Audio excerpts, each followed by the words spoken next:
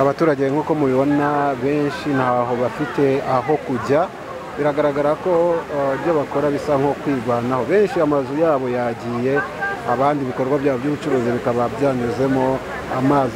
Mubibona hakurya hakaba hari abaturage, umuntu yavuga ko Byamuhiriye Evariste nduye mu murenge wa Nyakiriba, mu mudugudu wa Kivumu, akagari ni Nyarushamba. imvura ubundi yatangiye kugwa ryari? Iyi mvura imaze iminsi hano igwa, ariko bino biza byabonetse nko mu masaa 3 n'igice z'ijoro niho byatangiye. Umuntu utari kuhareba bimeze gute? Umuntu utari kuhareba uko byari byifashe kugeza amagingo aya nuko amazu yasenyutse, kandi urabona uyu mugezi namwe muri kuwureba ukuntu wifasha ahangaha. Urabona harimo bamwe bangiritse, amazu yangiritse n'imyaka zagiye. Ubu ngubu rwose urabona abantu barimo hano mwiri barabara babuze uburyo bavamo.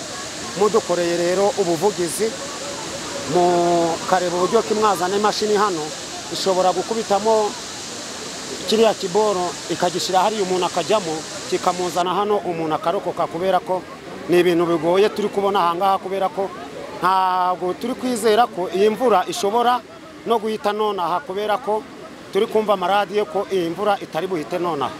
Ubundi iyi mvura igwa yari ikomeye cyane, yari ikomeye cyane kabisa, kubera ko n'amazu amenshi na hano iyi migezi itanyuze amazu yanyoye, n'ubu ngubu biragenda biritagurika. Ni ibintu bigoye cyane kabisa.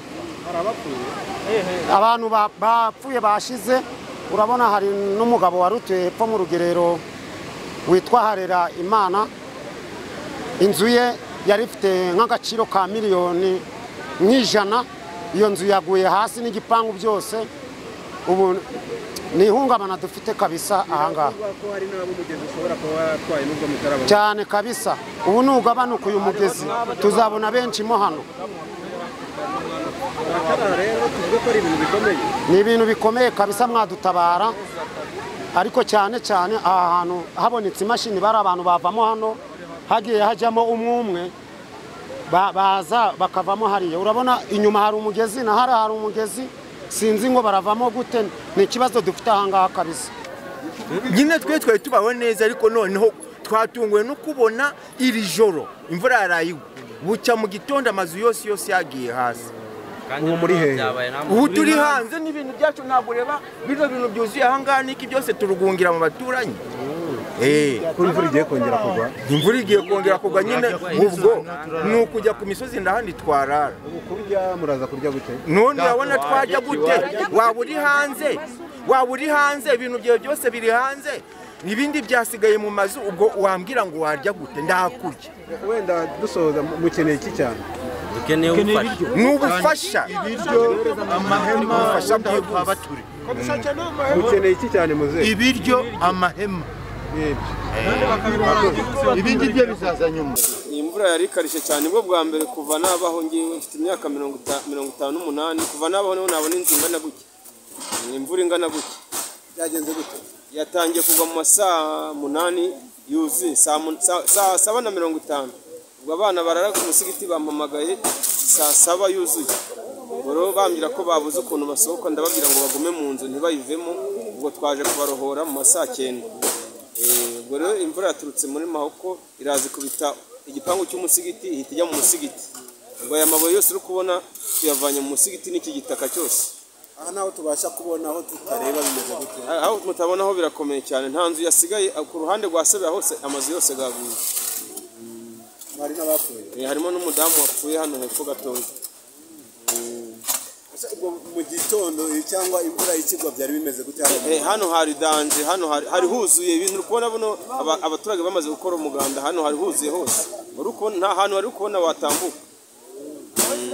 Murabivuga nkaho byari biteye ubwoba? Byari biteye ubwoba cyane. Ngiye nageze hano saa 8 yuzuye z'ijoro. N'ubundi turabona ikirere kimeze nabi. Urabona n'ikirere kirameze nabi, imvura iri kongera kugwa. Ni ugusaba Imana ikadufasha gusa nta kindi. Imvura yongeye kugwa, murabona byagenda? Byaba bikomeye cyane, Aha rero muravuga ko nibura ariho byoroheje, hari ahandi byakomeye kurenga? Hano niho byaba bikomeye cyane. byaba bikomeye cyane. ubona hakorwa iki kugira ngo n'ubufasha no gusaba ubufasha bwa leta ikareba icyo yadukorera. abantu bose bari hanze? Abantu bose bari hanze. Leta yacu nitwa Ndabakenga Nuhu. Ni Birari wa Mahoko. Aha ngo hari ubusitani, aya mabuye ntabwo yarasanzwe aha.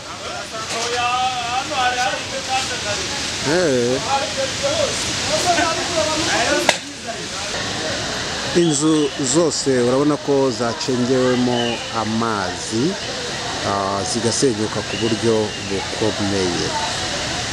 Zasenyutse aha ni ku gice bavuga ko ari igice kinyurwaho n'umugezi wa Sebeya, ni mu karere ka Rubavu. Aha hose Sebeya yarenze aho igomba kunyura, iraza yinjira mu mazu, nako nk'iyi ni inzu nayo yanyuzemo, nako nayo yasenyutse ku buryo bukomeye. Hepfo urabona ko uyu mugezi wagerageje kwishakira inzira kugira ngo bitewe n'uko amazi yari yabaye menshi, birumvikana ubwo amazi yari menshi cyane afite n'ubukana, aca muri iki giturage anyura mu ngo z'abaturage, inzu nyinshi.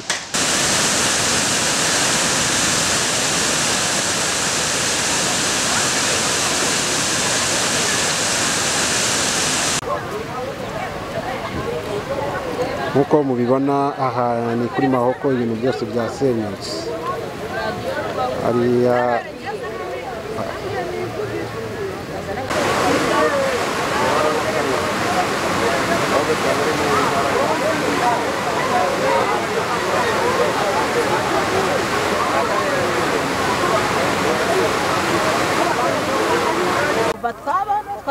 bagiye gufotora bariya.